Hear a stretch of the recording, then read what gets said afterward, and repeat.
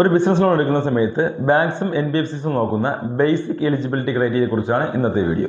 നിങ്ങളൊരു ചെറുകിട സ്ഥാപനമാണ് നടത്തുന്നത്, ചെറിയ തുണിക്കടയോ ഫാൻസി ഷോപ്പോ ചെരുപ്പ് കടയോ അങ്ങനെ എന്തെങ്കിലുമാണ് നടത്തുന്നത്, നിങ്ങൾക്ക് ലൈസൻസ് മാത്രമാണ് നിലവിൽ നിങ്ങളുടെ കയ്യിലുള്ളതെങ്കിൽ ബാങ്ക് ട്രാൻസാക്ഷൻ നല്ല രീതിയിലുണ്ടെങ്കിൽ ലോൺ കിട്ടാനുള്ള ചാൻസ് ഉണ്ട്. ലോൺ കിട്ടുന്നത് നിങ്ങളുടെ അക്കൗണ്ട് ട്രാൻസാക്ഷൻ ബേസ് ചെയ്താണ്.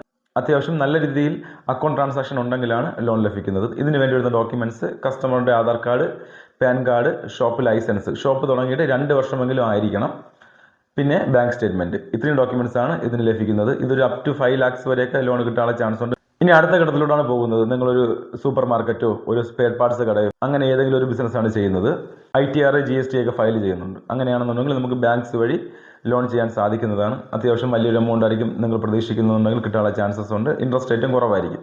അതിനും ഒരു 2 വർഷത്തെ ബിസിനസ് വിൻറ്റേജ് എങ്കിലും ഉണ്ടായിരിക്കണം. അത്യാവശ്യം നല്ല ക്രെഡിറ്റ് സ്കോറോ ക്രെഡിറ്റ് ഹിസ്റ്ററി ഉണ്ടായിരിക്കണം. അത് ബേസ് ചെയ്തായിരിക്കും ലോൺ ലഭിക്കുന്നത്. ചെറുകിട സ്ഥാപനം നടത്തുന്ന വ്യക്തികൾക്ക് NBFCs വഴിയായിരിക്കും ലോൺ കിട്ടാൻ സാധ്യതയുള്ളത്. എന്നാൽ നിങ്ങൾ ITR GST ഒക്കെ ഫയൽ ചെയ്യുന്ന വ്യക്തിയാണെന്നുണ്ടെങ്കിൽ നമുക്ക് NBFCs വഴിയും ബാങ്ക്സ് വഴി ലോൺ ചെയ്യാൻ കഴിയുന്നതാണ്.